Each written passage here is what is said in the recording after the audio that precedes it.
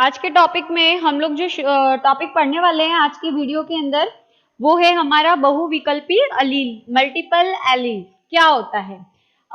Allele का मतलब होता है युग्म विकल्पी, है ना। इसको हिंदी में कहते हैं युग्म विकल्पी।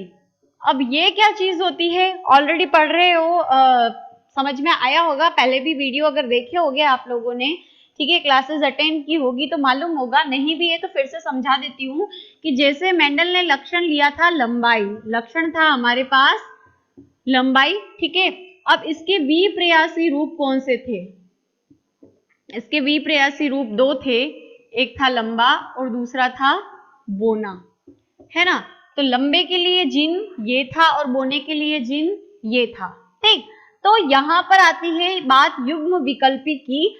तो कोई भी जो लक्षण होता है, उस लक्षण के जो विप्रयासी रूप होते हैं, यानी दो अपोजिट जो रूप होते हैं, उनको कंट्रोल करने वाला जिन जो होता है, उनको नियंत्रित करने वाला जिन क्या कहलाता है? युग्म विकल्पी कहलाता है। आ गई बात समझ में कि किसी भी लक्षण के विप्रयासी रूप को जो नियंत्रित करने वाले जो जिन होते हैं उसे युग्म विकल्पी कहते हैं, ठीक। अब ये तो समझ में आया।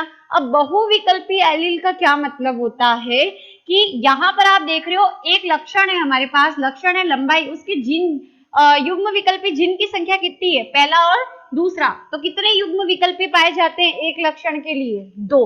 लेकिन अगर इनकी संख्या, युग्म विकल्पी की संख्या किसी भी लक्षण के लिए 2 से क्या हो? अधिक हो, तो उसे हम कहेंगे बहुविकल्पी अलील। आ गई बात समझ में कि जनरली एक लक्षण के लिए, एक लक्षण के विप्रयासी रूपों को कंट्रोल करने के लिए जो जिन चाहिए होते हैं, जिन जो होते हैं उनकी संख्या होती है, जो युग्म विकल्पी जिन होती है उनकी टोटल काउंट होती है 2, लेकिन अगर इनकी संख्या 2 से अधिक है तो वो कहलाएगा बहुविकल्पी अलील, ठीक है।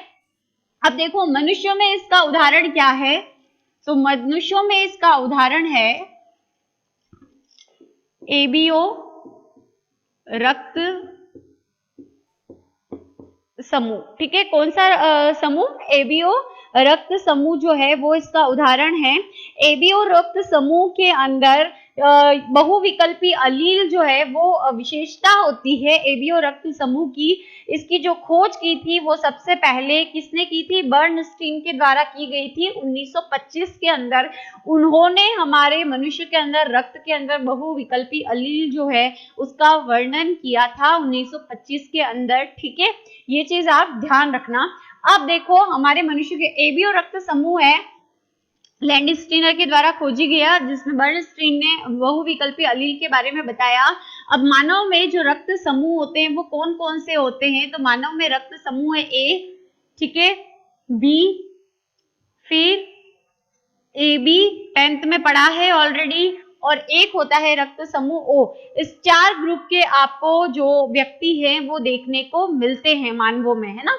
तो अब इसका रक्त समूह ए क्यों है? क्योंकि इसके अंदर जो आरबीसी होती है उस आरबीसी पे प्रतिजन यानी एक प्रोटीन पाया जाता है, वो प्रतिजन पाया जाता है ए। इसके अंदर प्रतिजन पाया जाता है बी, ठीक है। आरबीसी की सतह पर अगर ए प्रतिजन है तो रक्त समूह होगा व्यक्ति का ए, बी प्रतिजन पाया जाएगा तो बी, अगर ए बी दोनों है तो रक्त समूह होगा ए बी, और ओ जो है उस पे कोई भी प्रतिजन या प्रोटीन नहीं होता, ठीक। अब ये प्रतिजन है या प्रोटीन है तो ऑब्वियस सी बात है इसका जो निर्माण है ना, इसका निर्माण किसी न किसी जो जिन होगा उसके कंट्रोल में होगा। अब जिन क्या चीज होती है? जिन जो होता है वो होता है डीएनए का खंड, ठीक है। और डीएनए मिलते हैं तो क्या बनाते हैं? गुणसूत्र। आ रही बात समझ में? डीएनए के खंड को हम जीन कहते हैं और डीएनए से बनता है, डीएनए के कुंडलन से बनता है गुणसूत्र। आ गई बात समझ? तो ये जो रक्त समूह है ए बी ओ, ये एबीओ रक्त समूह जो है उसको कंट्रोल करने वाला जीन होता है आई, जो कि मनुष्यों में पाए जाता है 90 गुणसूत्र पर। नीट में काम आने वाला क्वेश्चन है, ये चीज ध्यान रखना कि 9th नंबर का, टोटल 46 गुणसूत्र होते हैं, उसमें 9th गुणसूत्र जो होता है 90 गुणसूत्र पर ये जो एबीओ रक्त समूह है उसको कंट्रोल करने वाला जीन पाया जाता है, जिसको आई जीन कहते हैं, ठीक है। अब ये आई जीन है, उसके कितने रूप मिलते हैं? बहुविकल्पी अलील है ना, तो इसके कितने रूप मिलते हैं? 3 मिलते हैं बेटा, आई ए, आई बी और तीसरा होगा आई ओ। ठीक है, ये 3 जो युग्म विकल्पी होते हैं इस जीन के मिलते हैं। ए और बी दोनों ही प्रभावी है, ठीक है, और आई ओ क्या है? अप्रभावी है। ठीक, यानी अगर आई बी है और आई ओ है तो बी क्या है? प्रभावी। तो कौन लक्षण प्रदर्शित करेगा? अपना ये प्रदर्शित करेगा। और ये किसका निर्माण करेगा? ये वाला जीन जो है बी लिखा हुआ है, तो बी प्रतिजन का निर्माण करेगा। तो ब्लड ग्रुप व्यक्ति का क्या हो जाएगा? बी हो जाएगा। ठीक है, अब देखो जीन की व्यवस्था या जीन प्रारूप अगर हम देखते हैं, अगर व्यक्ति के अंदर आई ए है और आई ए, यानी कौन सी अवस्था हो गई? समयुग्म की अवस्था हो गई, तो व्यक्ति का ब्लड ग्रुप क्या हो सकता है? ए हो सकता है। ठीक है, अगर आई ए है और आई जीरो है, ए क्या है यहाँ पर? प्रभावी है, और जीरो क्या है? सॉरी जीरो नहीं बोलेंगे, ओ बोलेंगे, तो ओ है अप्रभावी। तो व्यक्ति का ब्लड ग्रुप कौन अपना लक्षण प्रदर्शित करेगा? ए वाला। तो व्यक्ति का ब्लड ग्रुप क्या हो जाएगा? ए हो जाएगा। फिर आई बी है, आई बी है, समयुग्म की अवस्था है, तो ब्लड ग्रुप क्या होगा? बी। अगर इसी में विषम युग्म की अवस्था आ जाती है आई बी और आई ओ, तो ब्लड ग्रुप क्या होगा? बी होगा। क्यों? क्योंकि जो है बी है वो प्रभावी है और ओ क्या है? अप्रभावी है। फिर ए आई ए बी है, ए बी है, ठीक है, दोनों ही है, मतलब ये भी है और ये भी है, दोनों ही प्रतिजन उपस्थित है, ये वाला और ये वाला। तो व्यक्ति के अंदर जीन जो है ए भी होगा और बी भी होगा। तो ये सप्रभाविता का उदाहरण है। कल हमने देखा था सप्रभाविता कि दोनों जो जनक के दोनों जो जीन है वो साथ में अपने लक्षण प्रदर्शित करे तो उसको सप्रभाविता कहते हैं। तो मानव का ए बी रक्त समूह जो होता है, ए बी ब्लड ग्रुप वाले व्यक्ति है, वो किसको किसको और प्रदर्शित करते हैं? सप्रभाविता को भी प्रदर्शित करते हैं। ये आपको पता होना चाहिए। ठीक है, और आई जीरो के अंदर, आई ओ के अंदर हम कहें तो जिन दोनों कैसे होंगे? आई ओ, आई ओ, इन दोनों में से एक भी अगर आ जाता है तो ये अपना लक्षण प्रदर्शित कर देगा, इसलिए ये समयुग्म की अवस्था में आई ओ होना जरूरी है। ठीक है, तो ये इस तरह तरीके से रक्त समूह बनते हैं। अब अगर हम बहुविकल्पी अलील का लक्षण प्रारूप देखते हैं तो ये आपको पूछा जा सकता है कि बहुविकल्पी अलील की परिभाषा लिखते हुए इसके लक्षण प्रारूप को निकालिए। तो क्या करोगे, कैसे करोगे? एक एग्जाम्पल मैंने आपकी बुक में दिया है और मैंने कहा भी है कि आपको बुक से समझ में नहीं आएगा। जो बच्चे नोट्स नहीं कर रहे हैं वो नोट्स कर लें। तो देखो इसके अंदर अगर हमको लक्षण प्रारूप ज्ञात करना हो बहुविकल्पी अलील का तो क्या करेंगे बेटा? सबसे पहले हम लोग देखते हैं कि माता और पिता, ठीक है, इसके बीच में हम क्या करेंगे? क्रॉस कराएंगे। अब हम लोग क्या लेंगे? विषम युग्म की अवस्था लेंगे, है ना? क्या लेंगे? विषम युग्म की अवस्था लेंगे। तो यहाँ माता का ब्लड ग्रुप मानते हैं आई बी और ओ है, और यानी ब्लड ग्रुप बी है और विषम युग्म की है, तो ये विषम युग्म की है। पिता का ए ब्लड ग्रुप है तो आई ए और ओ जीरो लिया हमने। ठीक है, इस विषम युग्म की अवस्था के आधार पर हम इसका लक्षण प्रारूप निकालते हैं। तो पहले क्या बनेंगे? युग्मक, और युग्मक बनते समय जीन अलग अलग युग्मकों में चलेंगे। तो आई बी चला गया इधर और आई ओ चला गया इधर। फिर यहाँ पर आई ए चला गया इधर और आई ओ चला गया इधर। अगर चार्ट बनाते हो तो क्या हो जाएगा? इसको रख दो इधर, आई इधर वाले को इधर रख देते नीचे, आई बी, कोई फर्क नहीं पड़ेगा किधर भी रखोगे तो भी। ये ओ हो गया, यहाँ पर इसको हम रख देते हैं आई ए और आई ओ। क्रॉस करवाओगे तो क्या होगा? आई ए आई बी दोनों साथ में आएंगे। ठीक है, ब्लड ग्रुप क्या हो जाएगा? ब्लड ग्रुप हो जाएगा ए बी। क्यों? ये देखो दोनों साथ में है, सप्रभावित, तब दोनों अपने लक्षण प्रदर्शित करेंगे तो व्यक्ति का ब्लड ग्रुप ए बी हो गया। फिर इसको इससे करवाने के बाद इससे करवाएंगे तो क्या हो जाएगा? आई बी, बी प्रभावी इसलिए पहले आएगा, और आई ओ, ये अवस्था कौन सी में होती है? बी ब्लड ग्रुप में, तो व्यक्ति का ब्लड ग्रुप क्या हो गया? बी। फिर इन दोनों के से होने के बाद इस वाले को इससे करवाएंगे तो आई ए और आई ओ, ब्लड ग्रुप क्या हो जाएगा? ए। ठीक है, फिर इसको इससे करवाओगे तो आई ओ। ठीक है, तो ब्लड ग्रुप क्या हो जाएगा? व्यक्ति का ओ। अगर इसका लक्षण प्रारूप लिखते हैं तो देखो लक्षण प्रारूप क्या निकल के आएगा बेटा? कौन कौन से ब्लड ग्रुप है? ए बी, दूसरा बी, फिर तीसरा ए और फिर ओ। तीनों में संख्या 1 1 1। मेंडल के किसी एक्सपेरिमेंट में अनुपात आया था क्या? 1 1 1 नहीं आया ना। तो ये क्या करता है? मेंडल के नियमों को फॉलो नहीं करता है। आ रही बात समझ में? मेंडल के नियमों को अनुकरण नहीं करता। तो अगर आपको पूछ लिया जाए कि मेंडल के जो लक्षण प्रारूप है, सॉरी, बहुविकल्पी अलील का लक्षण प्रारूप क्या है, तो ये निकल के आएगा। आपको ये एग्जाम्पल क्या करना है? करना है। उसके बाद एक और टॉपिक आपका आता है इंपॉर्टेंट, वो है घातक जीन। तो घातक जीन क्या होते हैं? हमारे अंदर कैंसर का जीन पाया जाता है जिसे कहा जाता है ऑन्कोजीन, है ना। लेकिन वो कौन सी अवस्था में बेटा? अप्रभावी अवस्था में है। इसीलिए हम लोग क्या हैं? सभी के सभी व्यक्ति कैंसर से संक्रमित नहीं होते हैं ना। तो घातक जीन या लीथल जीन जो है, इसकी परिभाषा पूछ ली जाती है। लीथल जीन या घातक जीन क्या होते हैं? तो देखो, ये जो जीन है वो अप्रभावी अवस्था के अंदर पाए जाते हैं मनुष्यों में, ठीक है। और जब ये समयुग्म की अवस्था में आ जाते हैं, समयुग्मजी अवस्था में आ जाते हैं, तो ये क्या हो जाते हैं? सक्रिय हो जाते हैं और इससे व्यक्ति की क्या हो सकती है? मृत्यु हो सकती है। ये जीन जो है, अगर मान लो किस अवस्था में आ जाए? समयुग्म की अवस्था में आ जाए, ठीक है, यानी समयुग्म की, ऐसे दोनों जीन समान, ठीक है, तो ये घातक हो सकते हैं, व्यक्ति की मृत्यु हो सकती है, ठीक। तो इसे हम बोलते हैं घातक जीन। इसकी खोज जो है कुएनोथ के द्वारा की गई थी। माइस, चूहे के अंदर एक्सपेरिमेंट करके इन्होंने खोजा था। चूहे का रंग जो होता है, एक तो देखो येलोइश कलर टाइप में होते हैं थोड़े, और एकदम काले काले होते हैं, भूरे भूरे, है ना। तो इसी जो चूहे का रंग है उसके आधार पर उन्होंने एक्सपेरिमेंट किया था, है ना, कुएनोथ ने 1905 के अंदर, और अपना एक्सपेरिमेंट दिया था। उन्होंने कहा था कि चूहा जो होता है, ठीक है, चूहा जो है उसके दो कलर होते हैं, एक तो होता है येलो और एक होता है ब्राउन, ठीक। और ये इस रंग को कंट्रोल करने वाला जो जीन होता है वो होता है वाई जीन। तो जो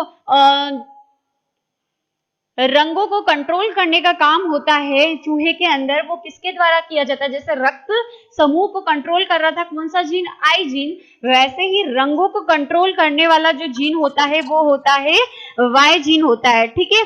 तो अगर मान लो चूहे के अंदर, जैसे कि सपोज अगर ये वाई जीन जो है, उन्होंने कहा कि अगर वाई जीन विषम युग्म की अवस्था में, ऐसे जैसे येलो के लिए हम जो जीन का सिंबल यूज करेंगे वो होता है वाई, ठीक है, ये होगा प्रभावी। और अगर स्मॉल वाई लिखते हैं तो ये जीन होगा अप्रभावी, है ना। तो अगर मान लो चूहे में जीन उपस्थित है वाई, कैपिटल वाई और स्मॉल वाई, यानी विषम युग्म की, ठीक है, विषम युग्मजी अवस्था है, और क्योंकि वाई कैपिटल वाई है प्रभावी वाला, विषम युग्म की प्रभावी है, तो चूहा होगा येलो रंग का।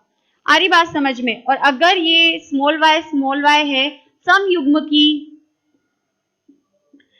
युग्मजी अप्रभावी होता है, तो चूहे का कलर होगा ब्राउन। ये इन्होंने कुएनोथ ने बोला था, ठीक है, जो वैज्ञानिक थे कुएनोथ, उन्होंने बोला कि अगर जीन जो है स्मॉल वाई यानी अप्रभावी जीन जो है वो समयुग्म की अवस्था में होता है तो चूहा वाई होता है। लेकिन अगर जो है जीन कैपिटल वाई समयुग्म की अवस्था के अंदर आ जाए, समयुग्म जी प्रभावी हो जाए, तो चूहे की भ्रूणावस्था में ही क्या हो जाती है? मृत्यु हो जाती है। ये उन्होंने अपने एक्सपेरिमेंट में पाया था, ठीक है। अगर आपको पूछा जाए कि घातक जीन के लक्षण प्रारूप को उदाहरण सहित समझाइए, तो आप कुएनोथ के बारे में लिख देना कि कुएनोथ जो है उन्होंने कुएनोथ ने चूहे के ऊपर, कलर के ऊपर एक्सपेरिमेंट अपना किया, ठीक है, और घातक जीन के बारे में बताया कि चूहे का रंग जो होता है वो वाई जीन के द्वारा कंट्रोल किया जाता है। कैपिटल वाई है तो प्रभावी और स्मॉल वाई है तो अप्रभावी जीन को प्रदर्शित कर रहा है। अगर जो विषम युग्म की प्रभावी अवस्था में होता है तो चूहे का रंग येलो होता है, ठीक है। अगर समयुग्म की अप्रभावी अवस्था में तो चूहा ब्राउन होता है, और समयुग्म की प्रभावी अवस्था आती है, कैपिटल वाई आ जाता है, तो चूहा क्या हो जाएगा? भ्रूणीय अवस्था में ही मर जाएगा, ठीक है। अब इसका अगर हमको लक्षण प्रारूप निकालना है तो देखो ये वाला हम लेंगे, ठीक है, विषम युग्म की अवस्था हम लेंगे। विषम युग्म की में कैपिटल वाई स्मॉल वाई, ठीक है, इसको हम नर मान लेते हैं, कैपिटल वाई स्मॉल वाई इसको हम मादा मान लेते हैं, इसको हम नर मान लेते हैं। युग्मक बनेंगे तो युग्मक आधे आधे में चला जाएगा, कैपिटल वाई स्मॉल वाई, यहां पर कैपिटल वाई और स्मॉल वाई चला गया, ठीक है। अब क्रॉस करवाते हैं तो क्या होगा बेटा,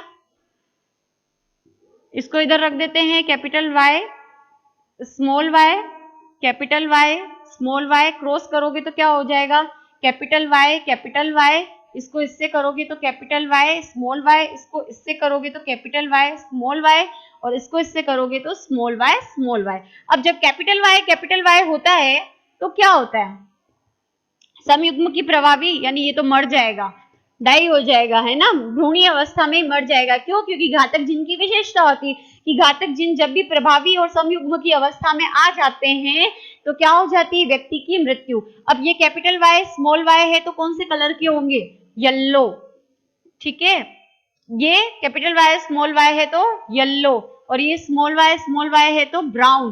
तो अनुपात क्या आया, इसका तो कोई अनुपात ही नहीं है, ये तो जीरो है ना, ये जीरो है और यहाँ पर येलो है, ठीक, और कौन सा है, ब्राउन। तो कितना अनुपात आया, येलो की काउंट कितनी है, 2, और इसकी काउंट कितनी है, 1। तो लक्षण प्रारूप क्या आया, 2:1, जो कि मेंडल के किसी भी प्रयोग से नहीं मिलता था। आगे बात समझ में, तो ये आपके है घातक जीन एग्जाम्पल है, बुक का पढ़ोगे बेटा तो समझ में नहीं आएगा, इसीलिए बार बार कह रही हूँ, ग्रुप में भी मैंने लिख के भेजा है, तो ये आप कर ले, है ना, इनको कर लेना अपने तरीके से। वीडियो को वापस एक बार नहीं समझ में आया तो रिवाइंड करके समझ लेना, अभी लाइव क्लास में नहीं समझ में आया तो वीडियो को देख के समझ लेना, है ना, तो इम्पोर्टेंट है, ध्यान रखना, ठीक है। तो ये आपके मेंडल के विचलन में हमने 4 चीजें पढ़ी है अभी तक। कल हम लोगों ने क्या पढ़ा था लाइव क्लास के अंदर, अपूर्ण प्रभाविता, सप्रभाविता। आज हमने पढ़ा मल्टीपल एलील्स यानी बहुविकल्पी अलील, और चौथा है घातक जीन। ये सब मेंडल के विचलन कहलाते हैं। क्यों, क्योंकि मेंडल ने जो अपने नियम दिए थे उसमें उन्होंने एकल संकरण और द्विसंकरण को समझाया था।